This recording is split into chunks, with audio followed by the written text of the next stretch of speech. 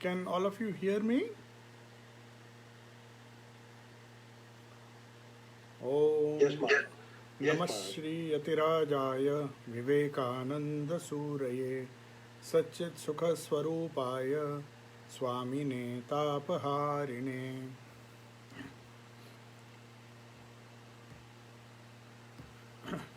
So we continue from where we left. We were discussing the topic of Pratyahara, and Swamiji concludes by saying the subject of Pratyahara by saying that unless the mind is under perfect control and we are not like mere machines in the hands of Prakruti, till then we have to practice Pratyahara to get control of our organs and the mind which control these organs.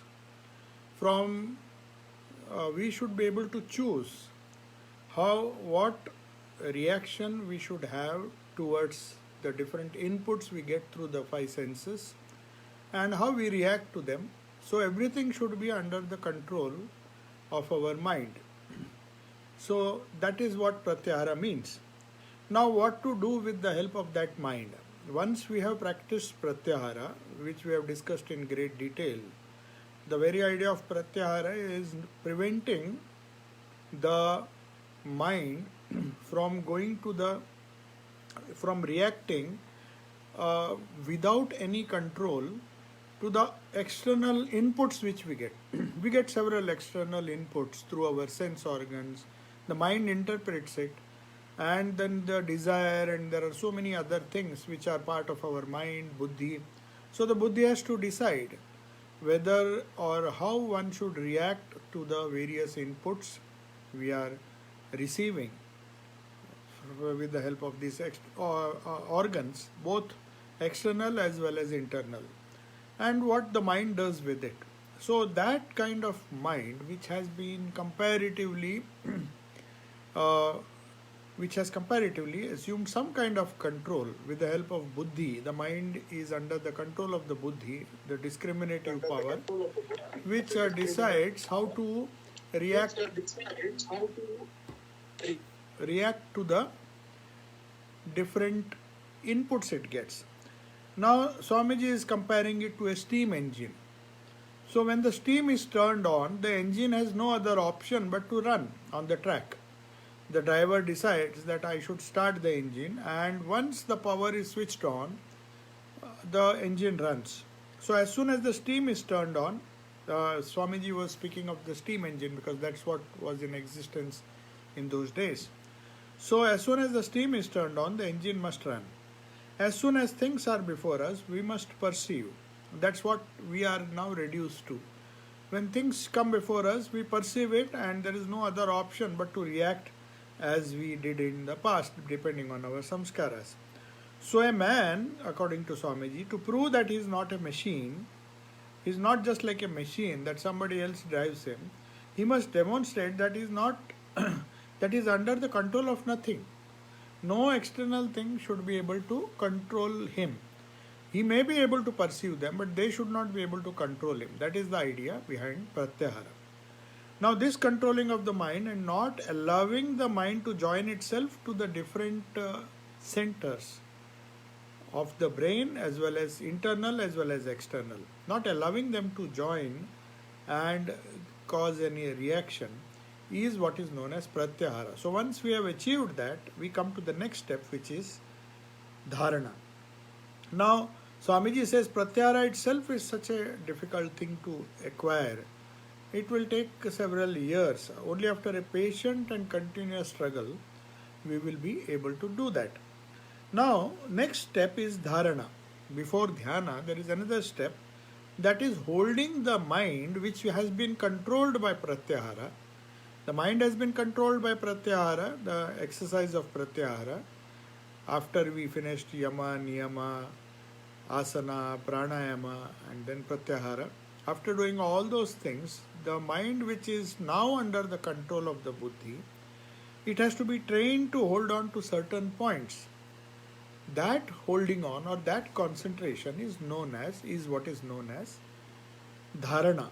Dharana means to hold on to certain things. It may be anything. Swamiji says even a dot on the wall can be an object of dharana. Any object, internal or external. If we meditate in the heart within, we meditate on the Ishta. If we meditate on the heart outside, we meditate on anything, any Prakriti, any object of nature, that doesn't mind. But the question is, the main point is that dharana means holding the mind to a certain point or certain points, forcing the mind to feel certain parts of the body to the exclusion of others. Now, this is done to a certain extent in awareness meditation or vipassana, where they ask you to focus on the thumb or focus on the toe of the leg, then slowly come up to the calf and different parts of the body. You focus to the exclusion of everything else. Right now, we are perceiving the whole body, right from head to toe. We can't say that we are just perceiving the toe, but by practice, it can be attained.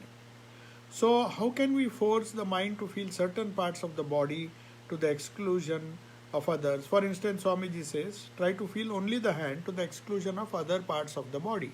Now, this is a difficult exercise, but it has to be practiced, or maybe it has been practiced by yogis who follow the path of yoga to achieve some degree of concentration or dharana.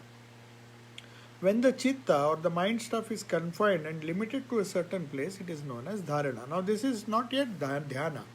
Here we are making a conscious effort.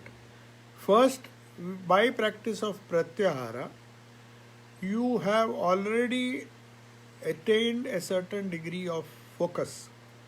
You are freeing the mind from its attachment to the senses. After having done that, you have to use that controlled mind with the help of buddhi to focus on certain objects of your meditation. You are not yet meditating, but focusing is dharana. It is very difficult. That's why Swamiji says, why don't you imagine a lotus there? Suppose you are meditating in the heart, what will you meditate on? You can meditate on empty space, you can meditate on anything. But Swamiji says it is difficult just to say that I am meditating on empty space. You have to meditate on certain objects, because we have been used to see certain objects all around us. So you use a virtual object which is virtual right now, but we have to make it real. That is why we say the Ishta on whom you are meditating, the God on whom you are meditating, is to be imagined sitting on the lotus of the heart, and he should be imagined as he is a living person, as he was when he was alive. So that is what Swamiji wants to say, that the easier way is to imagine a lotus in the heart, and imagine that lotus is full of light. It's not just a plain lotus which we see in the ponds. It's a lotus which is effulgent, full of light, because our Ishta is full of light, and put the mind there. Or think of the lotus in the brain. First he is saying, think of the lotus in the heart.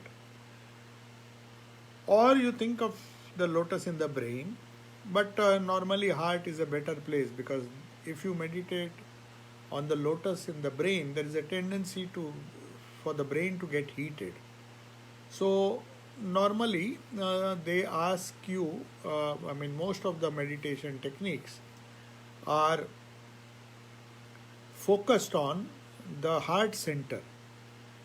So think of the lotus in the heart, which is effulgent, and the Ishta or the God on whom you are meditating, your Ishtadeva, who is full of bright light, effulgent, and is living. It's not just a picture. Or Swamiji says, think of the different centers in the Sushumna which we have mentioned, starting from the heart, the Agnya Chakra, the center between the eyebrows or on the top of the head. So there are many centers where one can meditate, but preferably one begins with the heart. Now Swamiji says, what are the conditions which are required to practice this dharana? Pratyahara, of course, we have to focus a lot, try a lot. There should be a lot of effort to prevent our mind from being attracted by the senses, the sense organs. But the yogi must always practice. Swamiji says, whatever happens, whether he is able to practice pratyahara or not, we don't stop our practice. Some people may say, we have done asana, we have done pranayama, we are not able to focus our mind, we can't meditate. But the question of meditation does not arise till we practice pratyahara. After pratyahara also it takes a while, it takes a lot of effort and time to practice dharana.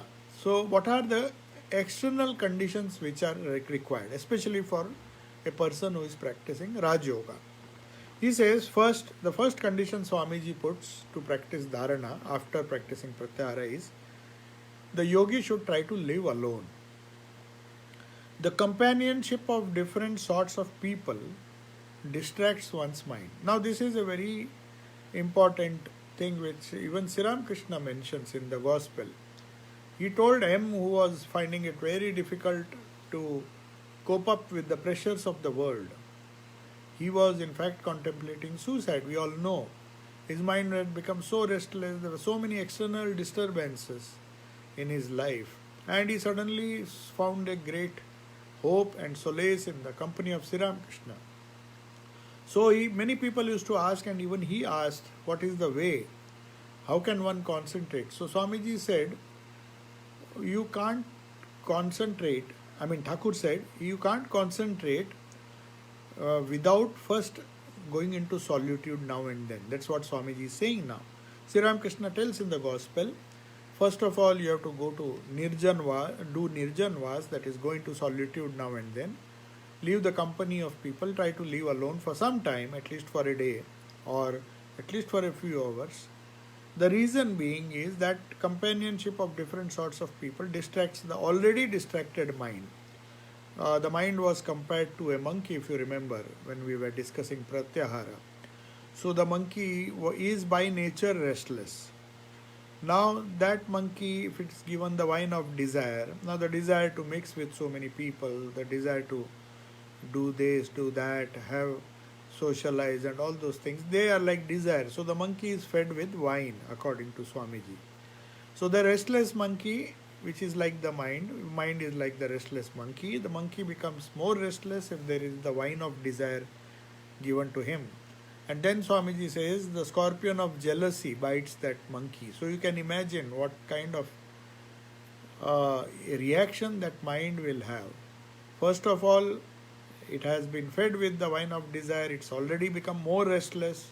The monkey by itself, by nature, is restless, and then on top of it, it has been fed, given wine.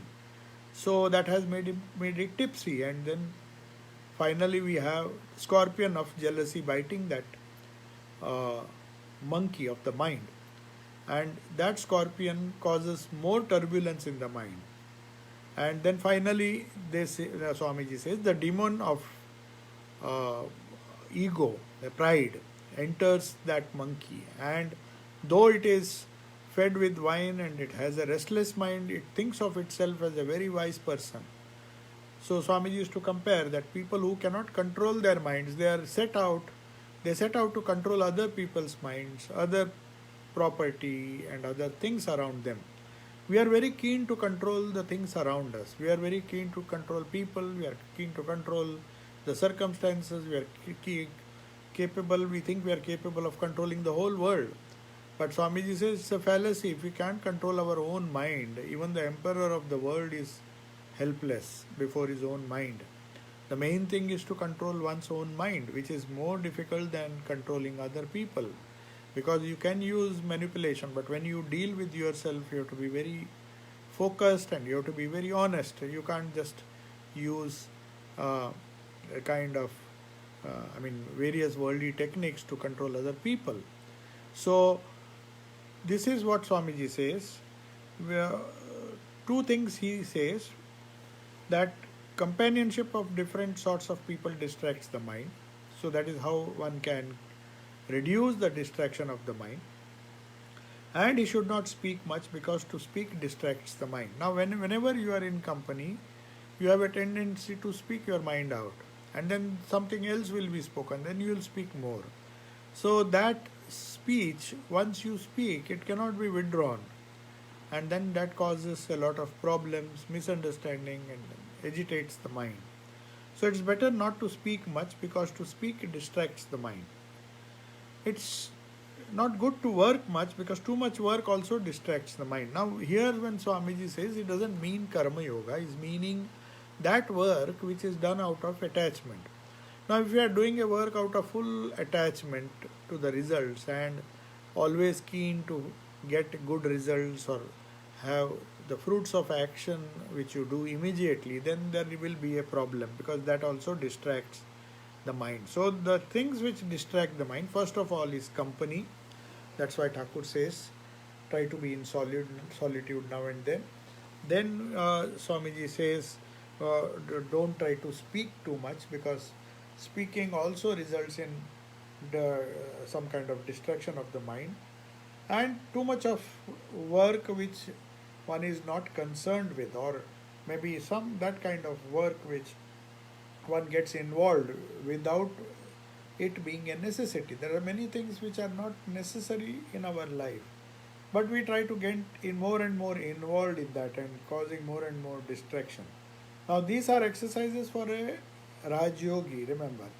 Swamiji is not saying that a Karma Yogi should give up work. He has to work but in a different way. Now, he is talking of the ordinary world work which is motivated by desire. Then he says, the mind cannot be controlled after a whole day's hard work. No doubt, people have to work hard, but then one should limit the activity. If one has to become a yogi, then one has to also limit one's own activities. Too much of activity makes you physically tired, if not anything else. The mind also will be disturbed, but more than that, the body will not be in a position to meditate when it finishes a very hectic day's work. So, one observing the above rules, that is, avoiding the living alone, avoiding the companionship of different sorts of people, should not be too much talkative or gossip for without any reason, and one should not overwork or strain oneself to such an extent that there is no energy left even for meditation or doing yoga, practicing this Raj Yoga. So, what is the power which one gets as a result of practicing this dharana? So, Swamiji says, such is the power of yoga that even the least practice of it, not the perfection in yoga, perfection in yoga will give it the highest result, but even the least practice will bring a great amount of benefit. The least practice of pranayama, the least practice of asana, and the yama niyama, the least practice of even pratyahara. If one can practice dharana and then dhyana, whatever you can practice in these 8 steps, Swamiji says it will not hurt anyone but benefit everyone, whoever practices it. So, the least amount of practice of yoga, that is a great consolation that we may not reach the culmination of our practice of yoga, but at least if we practice it a little bit, uh, practice it to the extent we can, then it will benefit us. And then, first of all, he says, it will tone down all nervous excitement. People who tend to be nervous at little things tend to get upset at little things. Swamiji says they will be more and more calm and less nervous. So the sign of nervousness is it's a sign of a weak mind that one becomes nervous. Excitement here doesn't mean plain nervousness. It means any input given by the senses to the nervous system, the tendency of a person to react to it without even thinking, that is nervousness. When Swamiji says nervous excitement, means one wants to just listen to the world outside, the input one gets from the senses, and just immediately react. Say, for example, I just feel I should be listening to some music, and the moment you listen to music, the body says now you should dance. So you go on dancing, you go on, then the moment you feel like smoking, you go and smoke cigarettes. So this nervous excitement, these excitement of the nervous system, where the person does not even have the patience to question whether one should smoke or whether one should do the things which he is doing. He does not even have control over his mind to prevent it from doing. So, that nervous excitement, when it is controlled, it will bring a lot of calmness and enable us to see things more clearly. We are seeing things now, we are perceiving things in a very, very hurried and a defective way. We have to perceive things with a calm mind so that we get a proper judgment. We can judge properly what is the thing we are doing, what is the thing we are seeing, what is the thing we are perceiving, and how should I react, whether I should react, what should be my reaction. So all these things to enable us to see things clearly and perceive these all the things which we come across throughout our day, to understand it, perceive it clearly, and bring some kind of calmness. The reaction should be such that it does not agitate our minds, it does not disturb our minds. Then Swamiji says the temperament also will be better. The first thing will be sound health, a good health. I mean, I'm not saying there are so many other factors for good health, but one of the thing is that the health will be more or less, if the immune system is good, it will be, and if you are following the right diet and other things, then the health will be good. Sound health will be one of the first signs, and a beautiful voice. So the voice also will be beautiful in the sense it will be very effective. The very utterance of certain words will create an impact in the mind of the listener. That is what you mean by beautiful voice. Otherwise, anybody who sings, anybody who has got a good voice, uh, should be considered as spiritual, but that's not what Swamiji means. When Swamiji says beautiful voice, that means a very effective voice which conveys certain ideas through speech with the selected and few words, and you don't have to give much explanation. For example, Sri Ramakrishna's voice itself was so musical. It's not that he sang anything, but even when he spoke, it was like poetry. I mean, he could speak wonderful things. So, whatever is uh, very highly cultured, highly spiritual, when you speak those words, it gives us a great, uh, it creates a great impact in the listener. So it is good enough if we can read the gospel, but people who have heard Sri Ramakrishna speaking, they would have felt a greater impact, because there is the prana, there is the power behind those words. The whole personality has been, uh, the effect of the words which Sri Ramakrishna uttered. They were supported, or they were strengthened by the life he led, by the prana, the control of the prana he had, the control of the whole personality. The personality behind the words is more important than the words itself. So even the simple parables of Jesus, the simple parables of Buddha, and the simple words of Sri Ramakrishna, they create an impact because it's the personality behind those words and the wonderful life behind those words. That is what Swamiji says here when he says a person who practices yoga or dharana, the Raj Yoga, the 8 steps, not the asanas merely, his health will be good, he will have a very powerful and an effective voice. This will be among the first of many effects that will come. There will be many other effects which can be seen in the life of a yogi. What are the signs? What are those effects? What are those signs wherein you can recognize a yogi? Swamiji says, sometimes there will be sounds as a peal of bells heard at a distance. Many of the people, they hear the anahata dhvani. When they meditate on the Ishta, they are transported to an entirely different world where they may or may not listen to divine music. Now, everybody cannot expect to have the same kind of vision or realization or sound. But Swamiji has listed some of the effects which a yogi can feel when he practices yoga, when he practices dharana, when he practices meditation. So, all these things can be seen in the life of a yogi. Now, these peal of bells heard at a distance, sometimes they will commingle, the continuous ringing of the bell and falling on the ear as a one continuous sound. Now, this is known as anahata dhvani. Some of the yogis, by constant meditation, they come to a state where they don't hear the bells ringing separately.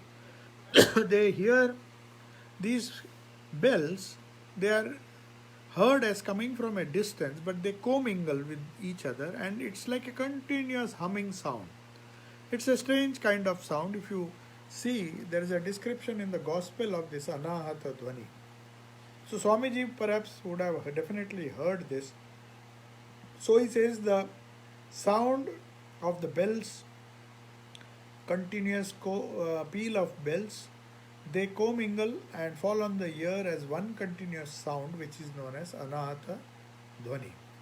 Sometimes those who don't hear sounds may see certain things.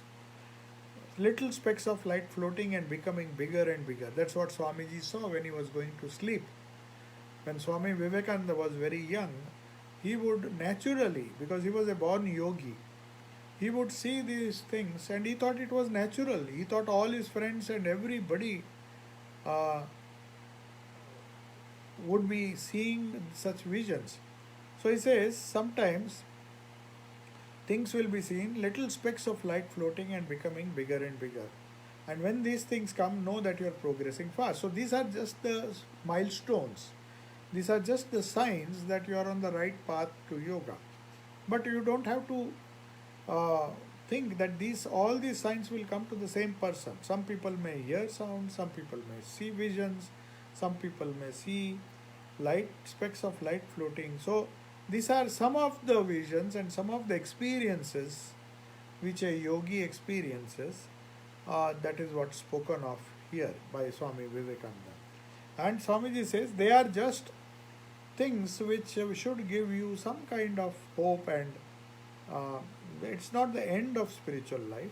Unless you practice dharana, dhyana and samadhi, you are still in the kindergarten. But when we are practicing, these things help us to develop our faith, and we will get an opportunity to get higher and higher realizations as we progress in our spiritual life. Now, those who want to be yogis, Swamiji is giving another condition. He has laid down several conditions. He says one must take care of their diet at first. You can't just eat randomly. I am talking of Raj Yoga. It is very specifically mentioned in Raj Yoga that sattvic food should be taken, because everything depends on the mind. The mind depends on the Annamaya Kosha. The Manomaya Kosha depends on the Pranamaya Kosha and the Annamaya Kosha and the Manomaya Kosha. So the mind is agitated. If the mind is agitated for some reason, or the prana is agitated by taking the wrong kind of food, a rajasic food or tamasic food, then it will be difficult. That's why Swamiji says one must take care of one's diet. If the diet is not there, if the proper diet is not there, it may be risky to practice meditation and yoga.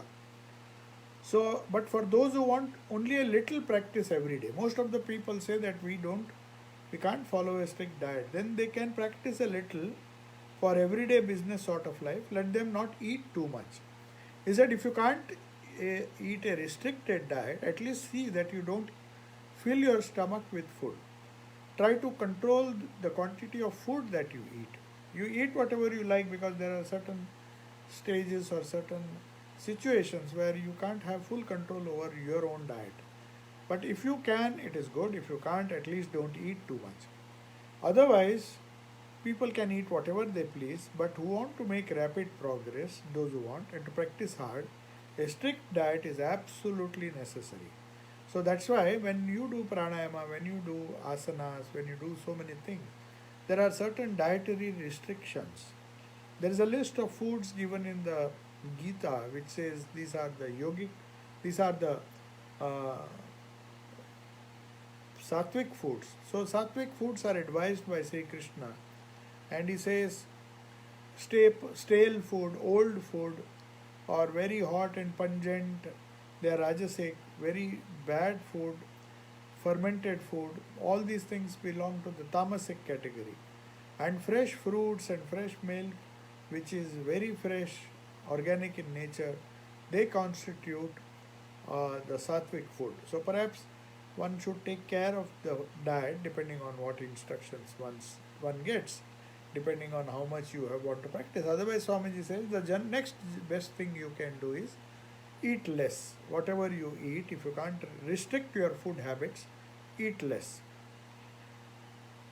Those people will find it advantageous to live only on milk and cereals for some month. Of course, this is meant for people who can eat cereals. Some of them may have diabetes and they may not take a high carbohydrate diet. But you can eat fruits. There are certain fruits which are very sattvic.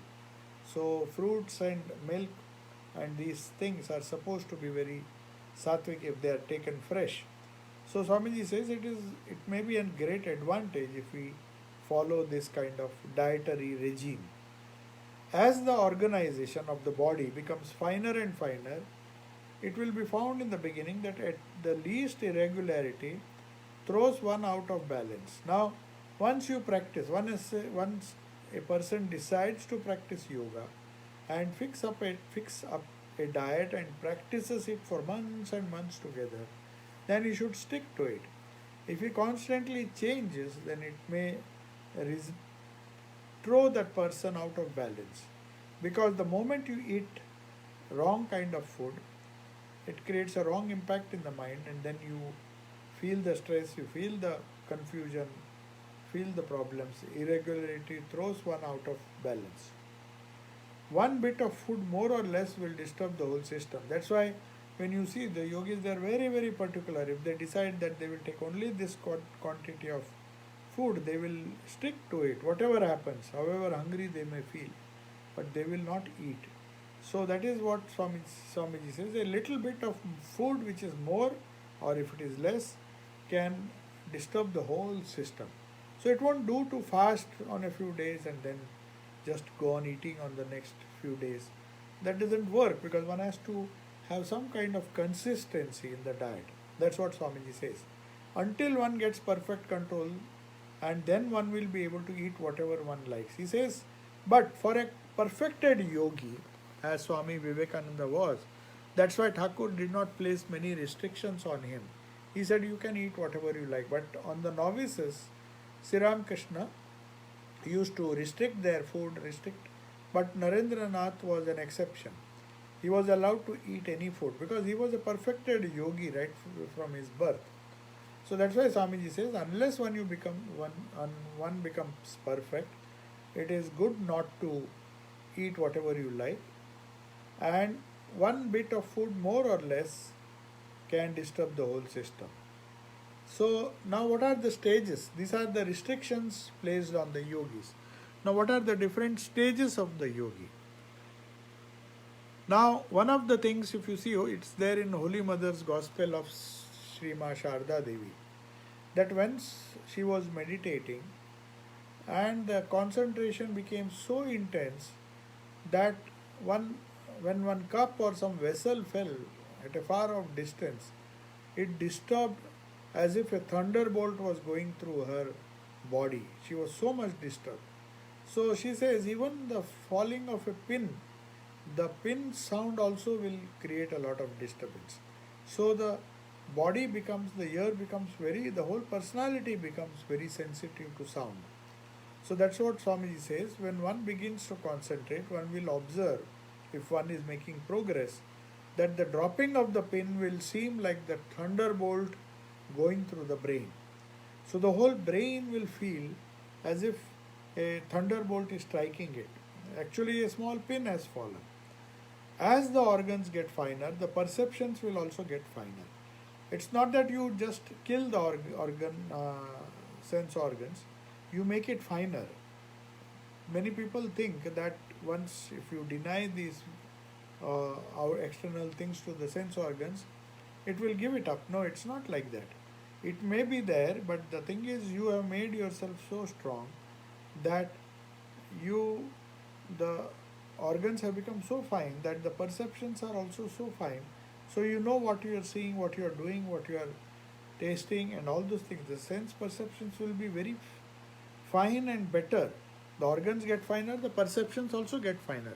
So these are the stages, Swamiji says, through which we have to pass, and all those who persevere, those who persevere and go on doing this sadhana, no matter how many, doesn't matter how many obstacles come in the way, but then still one persists, then will pass through all these stages. These are all the stages through which we have to pass, and all those who persevere only will succeed. Is there anything in dry intellectual jargon? It only throws the mind off its balance and disturbs it. So we discussed this about the impact one has on the knowledge. It may help the Vijnanamaya Kosha, but it won't help us to go beyond the Vijnanamaya Kosha, which is the seat of Buddhi. So Buddhi is necessary to control the mind, not only to control the mind, to control the sense organs, but after that the Buddhi also has to be transcended. And that is why the perceptions will get finer, the mind will become finer, you will will be more sensitive to other people, you will be so more sensitive to things around you, you will develop an empathy for people who are suffering physically, mentally, and all these qualities have to come to a yogi. And he will give up all intellectual jargon. He will try to make his life very simple, uncomplicated.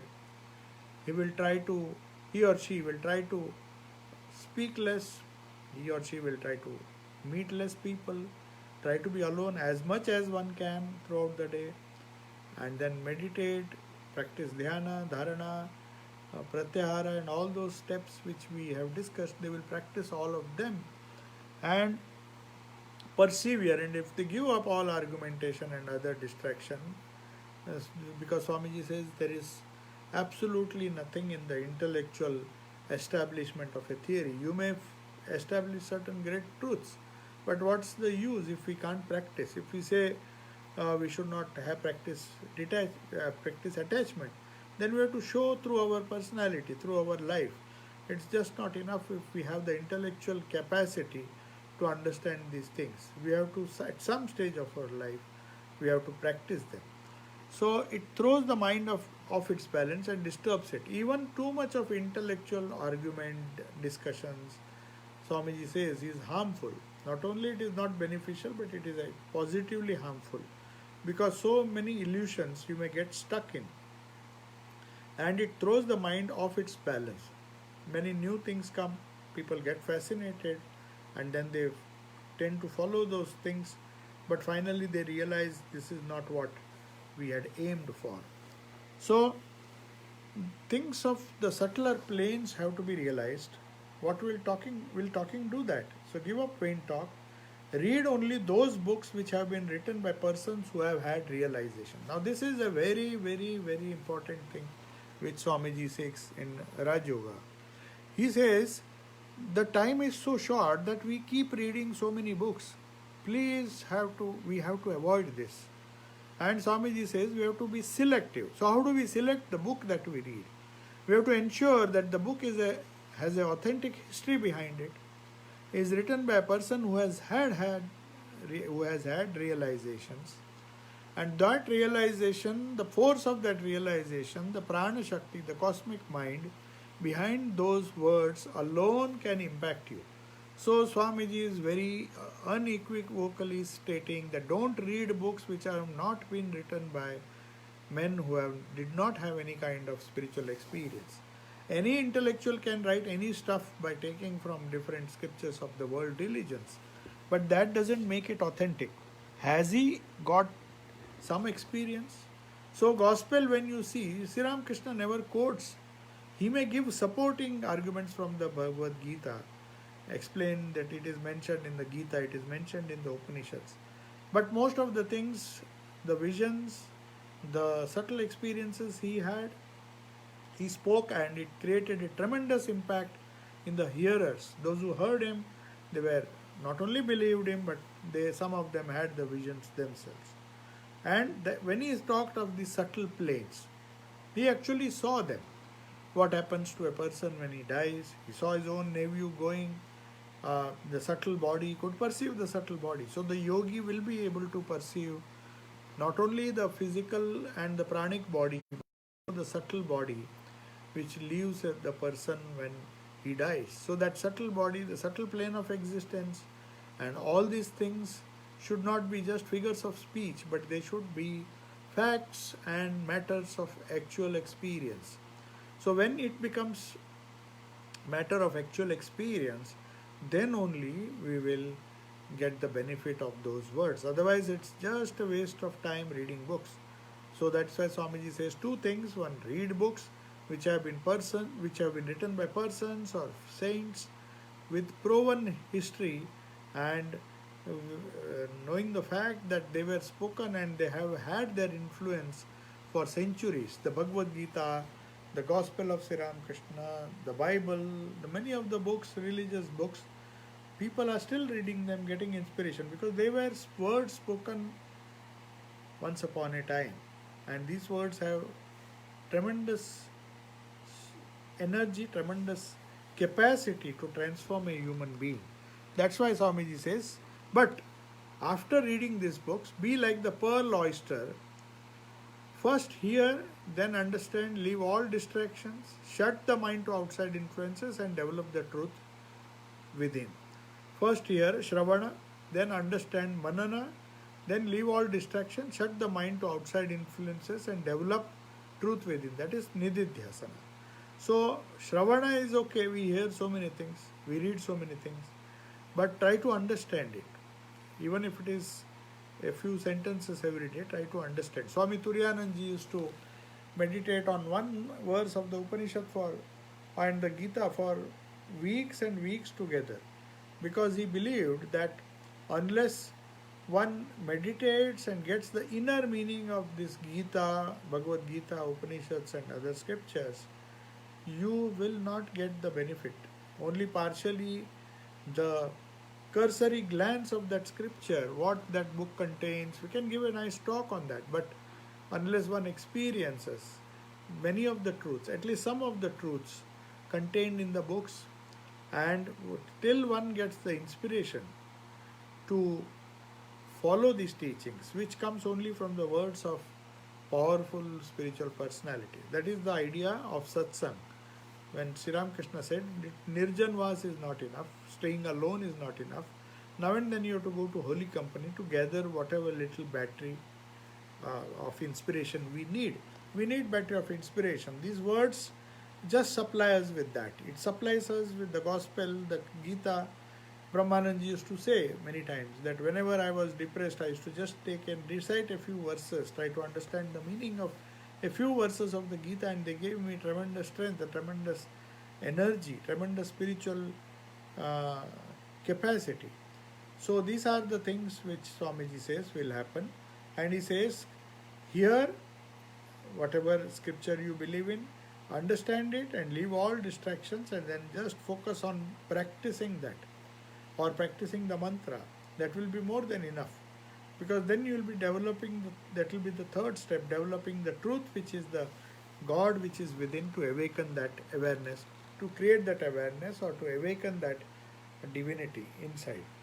So that's why Swamiji says, don't fritter your energies by taking up one idea, living it, and then going to another idea, going after another guru, going after another text. It will never help you. So Sri Ramakrishna Swamiji says, don't do that.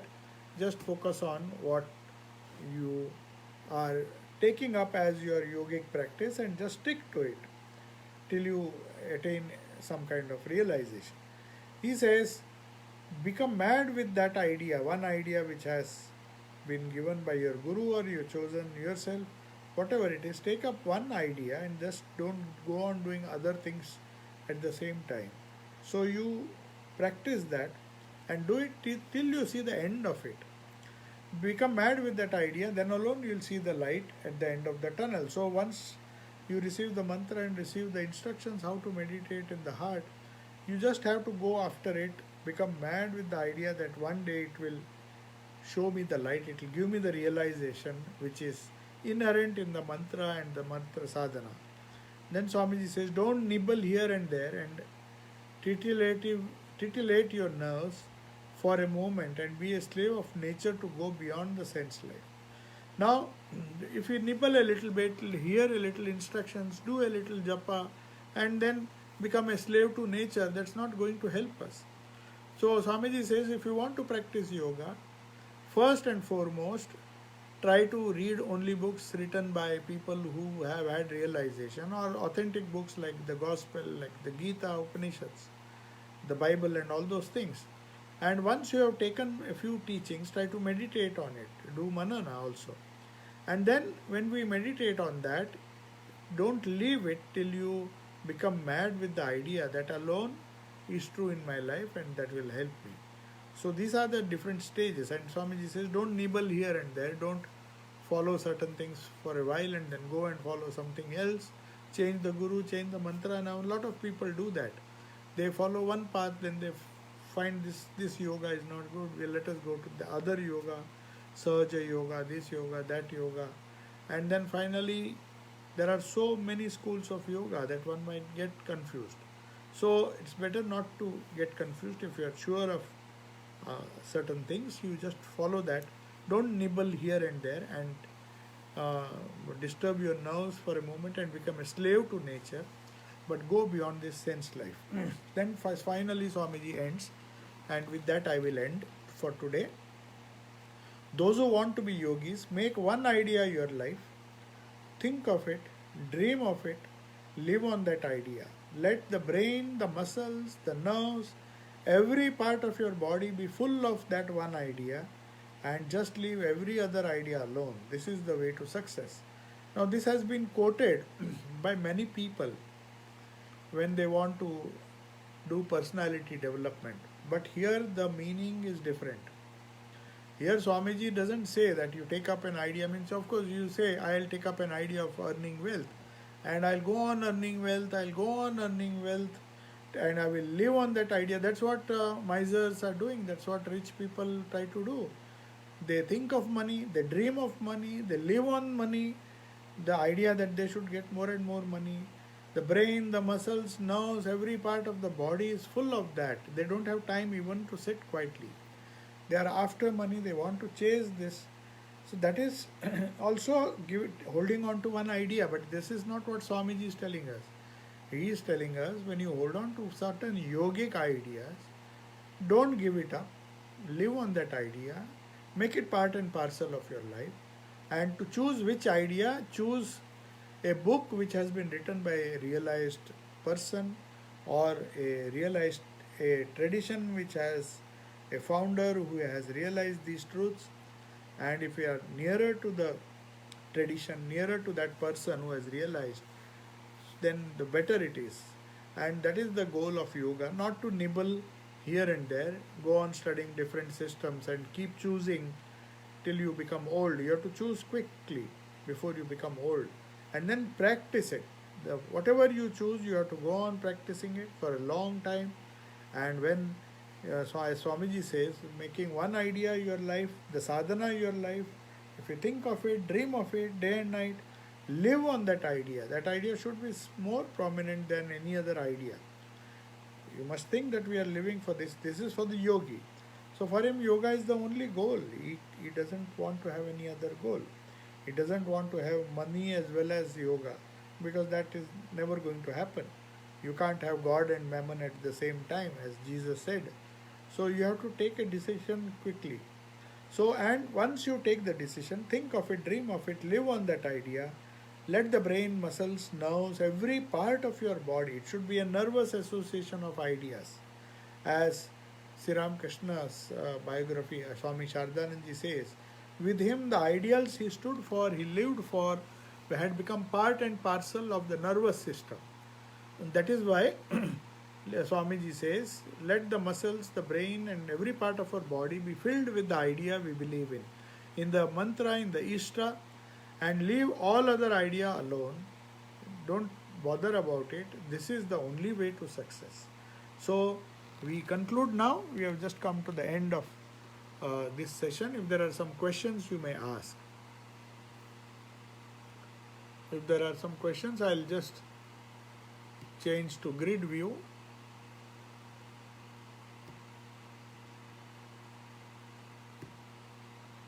Yeah, you may ask now. If there are some questions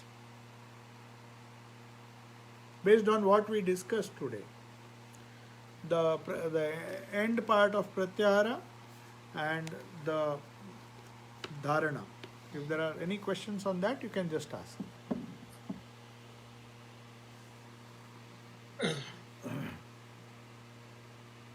Good evening, Swamiji. Yes. Ravi Lingam here. Yes. I'd just like to ask a question relating to dharana. Yes. In this modern life and working, we have to multitask quite a lot, and that is quite detrimental to dharana, is it not? Because your mind is like going so many directions, and it is a problem, isn't it? This multitasking. It's definitely a problem. So one has to, Thakur used to say in the gospel that I used to pray to mother to reduce my work. Though, but that only a few lucky ones get that opportunity. See, we have imposed upon ourselves the activities which we do. Nobody comes to this world, no baby comes to this world with a fixed amount of work allotted to him. The baby is free to choose. When it grows, so many ideas are given, and even when we grow up and we are independent to take our own decisions, we choose those decisions which keep us busy, which keep us sometimes without any reason, it keeps us busy. And then we can't extricate ourselves from that. And once we get involved, then to extricate ourselves, it becomes very difficult. So it is wisdom or prudence to not to multitask as far as possible. Do the task at hand which enables you to survive. And if you really check and weed out the things which you don't need to do, then you'll get a lot of time. That is what Swamiji is saying. If we set our priorities right, then we have a lot to choose from, and how much we choose to do, the tasks that we choose, is all left to us. Of course, if you are already involved, then it may be difficult to extricate yourself, but you have to do it today or tomorrow.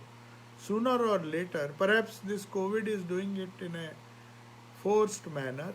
Many people are getting this opportunity. Not that they don't want to work or they don't want to mix too much, but they are not allowed by this.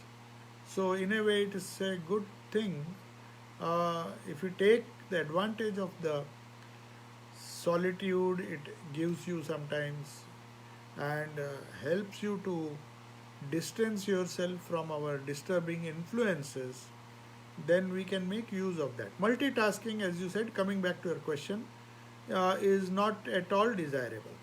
We have the brain has the capacity to do one task at a time. That's why even when you meditate, you don't meditate on 10 things, you meditate only on one thing. So multitasking, if you have to do it, be done with it quickly and come back to single tasking or unitasking. Yeah. It's okay? Thank you, Maharaj. Okay. So if there is any other question?